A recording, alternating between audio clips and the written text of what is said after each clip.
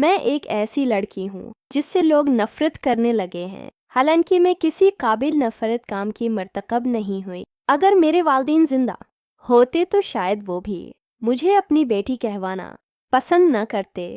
تقدیر نے مجھ سے میرا وطن چھین لیا اور ایک بے غیرت شخص جسے عام طور پر دلال کہا جاتا ہے نے مجھے ایک معصوم لڑکی سے توافع بننے پر مجبور کر دیا۔ میری کہانی سیدھی سادھی ہے، لیکن زندگی کے دھوکے اور وقت کے چکر نے مجھے ایسی دلدل میں دھکیل دیا جہاں سے نکلنا ناممکن لگتا تھا۔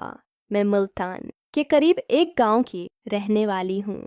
جب ہوش سنبھالا تو والد کا سایہ سر سے اٹھ چکا تھا۔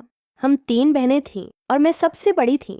غربت کی وجہ سے رشتہ داروں نے ہم سے منمور لیا تو ماں نے دوسروں کے گھروں میں برتن مانجھ کر گزارا کرنا شروع کر دیا۔ ان حالات میں مشکل سے میٹرک مکمل کیا تاکہ کسی طرح نوکری کر کے ماں اور بہنوں کا سہارا بن سکوں۔ نوکری کی تلاش میں جگہ جگہ بھٹکتی رہی، کہیں عزت کے بدلے نوکری کی پیشکش ہوتی تو کہیں رش ہوتا، سفارش مانگی جاتی۔ آخر کار ہمارے محلے کے ایک شخص اسابر انہیں ہمیں دبائی میں نوکری کا جھانسا دے کر شارجہ لے جا کر ایک دلال کے حوالے کر دیا، جس نے مجھے بازان حسن کی زینت بنا دیا۔ وہاں میری زندگی جہنم بن گئی۔ میں روز موت کی دعا کرتی لیکن موت بھی نہ آتی۔ پھر ایک دن فہیمہ نامی ایک شریف انسان میری زندگی میں آیا۔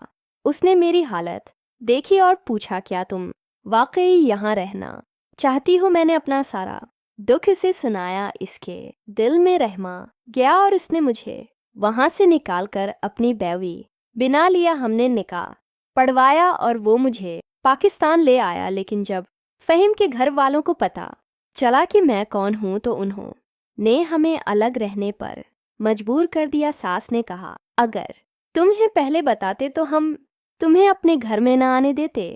میری بیٹیوں کے رشتے متاثر ہوں گے۔ یہ سن کر مجھے بہت دکھ ہوا کہ معاشرہ صرف عورت کو ہی گناہ گار سمجھتا ہے، جبکہ وہ مرد جو اس گندگی کو فروغ دیتے ہیں وہ معزز سمجھے جاتے ہیں۔ مگر اللہ کا شکر ہے کہ وقت نے پلٹا کھایا۔ فہیم کی محنت رن لائی، اس کی ترقی ہوئی، ہمیں اولاد سے نوازا گیا اور آخر کار اس کے گھر والوں نے بھی ہمیں قبول کر لیا۔ آج ہم خوشی سے زندگی گزار رہے ہیں۔ سوال یہ ہے، کیا فہیم جیسا کوئی مرد آج کے معاشرے میں مل سکتا ہے؟